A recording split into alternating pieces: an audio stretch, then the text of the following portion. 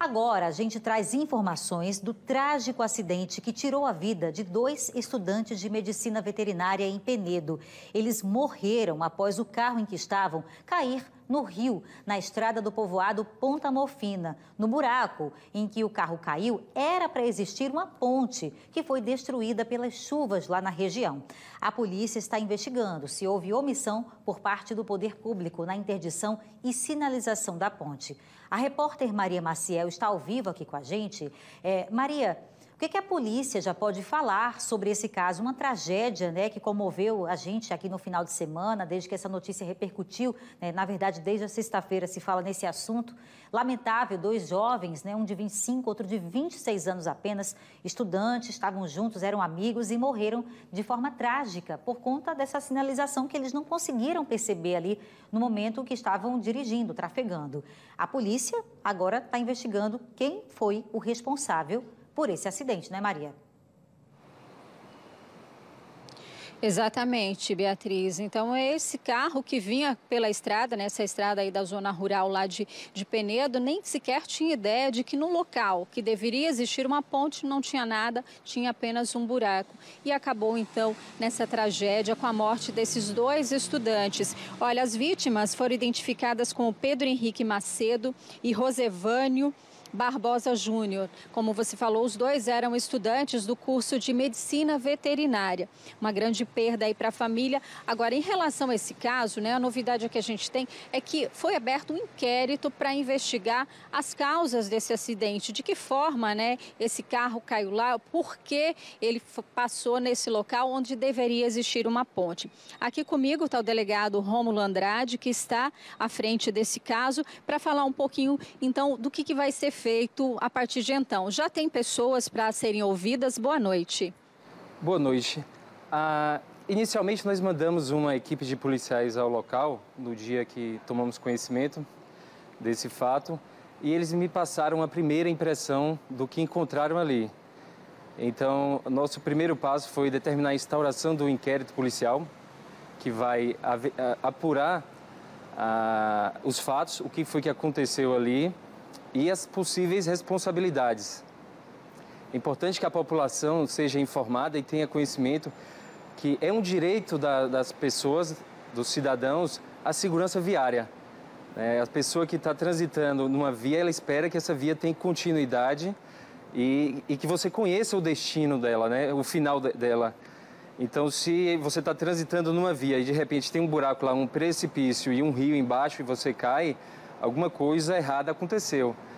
E então, a gente vai primeiro identificar qual o órgão ou entidade de trânsito com circunscrição sobre a via, né?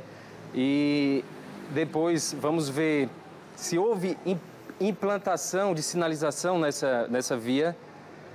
Lembrando que essa sinalização ela tem que ser conforme o Código de Trânsito, ela deve ser perfeitamente visível e legível durante o dia e a noite, né? Especialmente em zona rural, né? Como é o caso desse acidente, que não tem iluminação.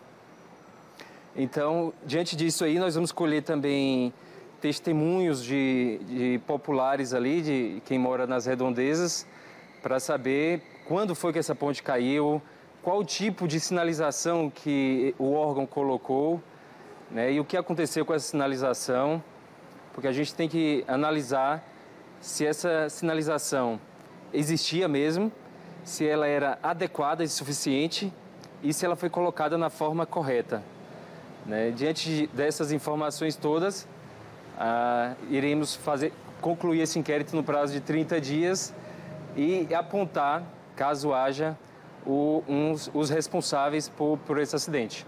Bom, quando a gente fala em responsabilidades, né, a SMTT da Prefeitura de Penedo disse que ali a região estava sinalizada, que havia uma sinalização, que os vândalos devem ter levado esse material, esse equipamento.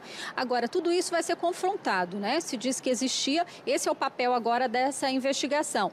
Juntar esses dados, informações, depoimentos para ver exatamente o que aconteceu. Eu tenho uma certa experiência de trânsito, pois eu trabalhei quase 10 anos na Polícia Rodoviária Federal.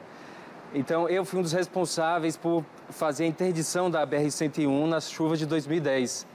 quando caiu a ponte ali próximo ao município de Rio Largo. Para você ter uma ideia, na interdição feita pela Polícia Rodoviária Federal, nós fizemos a sinalização 1 quilômetro antes da ponte e colocamos obstáculos para que o fluxo fosse interrompido, porque ali a ponte tinha caído 1 quilômetro antes de um lado da rodovia e 1 quilômetro depois do outro lado da rodovia, né? Ao que tudo indica, pelo que nós tomamos conhecimento, ninguém interditou essa via, né? Sinalizar é diferente de interditar. Interditar, você coloca um obstáculo para que o trânsito, o fluxo de veículos ali seja interrompido, né? E numa distância que promova a segurança, né? Você colocar um cone à beira do precipício não vai resolver nada, né? Porque a pessoa vai bater no cone e cair do mesmo jeito, né? E também tem outras situações, né, delegado? Muitas vezes essa sinalização às vezes serve para quem está ali, que é morador, está acostumado a andar, passar por ali todo dia, né? Se você vem de um local que você nunca foi, está chovendo, está escuro, dificulta ainda mais, né? Se essa sinalização não tivesse adequada. É muito mais, né? A sinalização serve para informar o condutor que ali na frente há uma interdição, né? A sinalização ou os cones, né, como eles falaram, e fitas, nunca serve para interditar, ela serve para sinalizar a interdição, né? A gente espera que na interdição tenha um bloco de concreto ou eles derramem areia, pedra ali, formem um obstáculo de uma forma que o fluxo de veículos seja interrompido. E essa sinalização tem que ser de uma forma que impeça, né, que o vento leve, ou que a chuva leve, ou que passe um vândalo, como eles dizem, e tire a sinalização. Isso vale também para a zona rural, independente se é uma estrada de terra, se é uma rodovia? O Código de Trânsito, ele normatiza, ele regulamenta o trânsito em vias terrestres, seja ela zona rural ou zona urbana, nas cidades. Em relação a essa responsabilidade, né? Se for comprovada, qual é o crime que se enquadra nesse caso aí? Ele pode responder no caso os responsáveis. Olha, como as vítimas elas faleceram, né? Infelizmente, a gente vai apurar o homicídio culposo, né? Se houve negligência de alguém, do poder público, ou de alguém que tirou a sinalização, né? Essas pessoas vão responder, vão ser investigadas por homicídio culposo. Já tem datas aí para esses primeiros depoimentos? Essa semana a gente ainda já vai começar os primeiros depoimentos. Eu acredito que na quarta-feira, desculpa, nós já começamos a tomar os primeiros depoimentos e fazer fotos do local.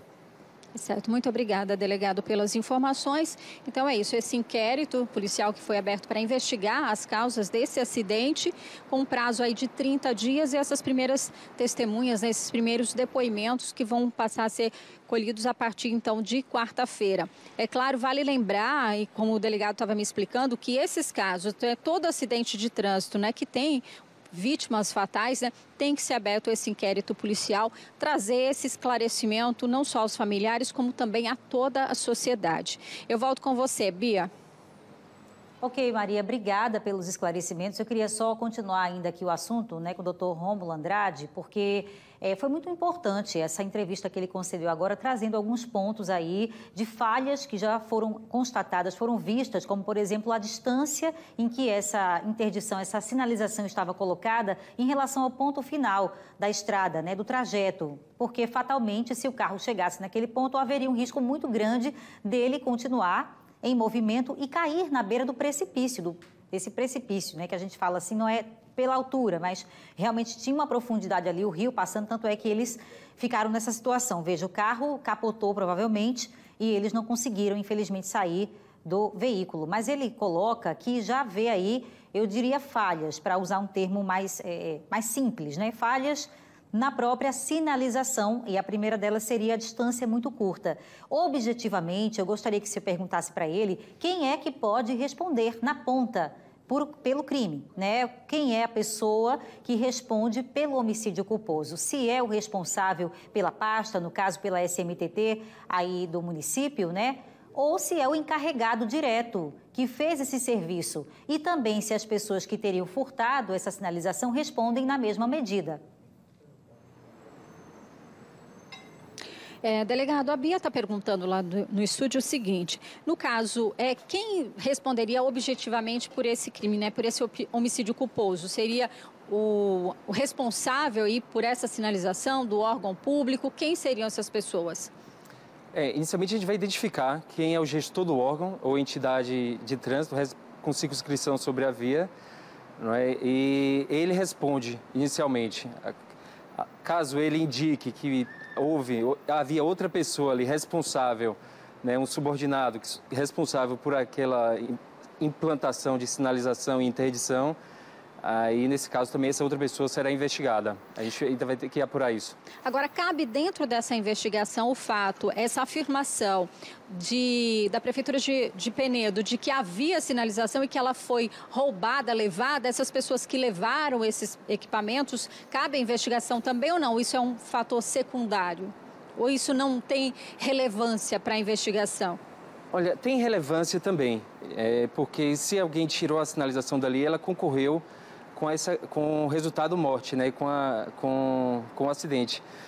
Mas, pelo que a gente já apurou e viu pela imprensa, essas coisas, não havia interdição da pista. Eu quero saber, primeiramente, por que a pista não foi interditada, né? Não foi colocado algum obstáculo impedindo a circulação de veículos ali. E se aquela sinalização realmente era suficiente, se havia sinalização, se ela era suficiente e se ela foi colocada de forma correta. Esse é o ponto principal. Ponto principal. Tá certo. Então é isso, Bia. Eu volto com você aí no estúdio. Obrigada, Maria, pelo esclarecimento. Agradeço também ao delegado Rômulo Andrade por essa importante entrevista, né, de um caso que serve até de exemplo, né, gente, para outras situações assim em outros municípios, com essas chuvas torrenciais que caíram, pontes que cederam, estradas que ficaram com rachaduras, enfim, também interditadas. Veja só no que deu, um resultado trágico, muito trágico. A gente está falando de 2 mortes, 2 pessoas super jovens que tinham um futuro pela frente, 2 estudantes. Então houve uma comoção muito grande entre a família e os amigos desses rapazes. A gente também deixa aqui a nossa solidariedade, porque claramente era um fato que poderia ter sido evitado. Se não fossem essas as vítimas, qualquer outra pessoa que estivesse trafegando por ali à noite, sem sinalização, sem iluminação, poderia também ter tido o mesmo destino trágico. Então, vamos aguardar a conclusão do inquérito policial, o que vai ser feito no prazo de 30 dias, como disse o delegado.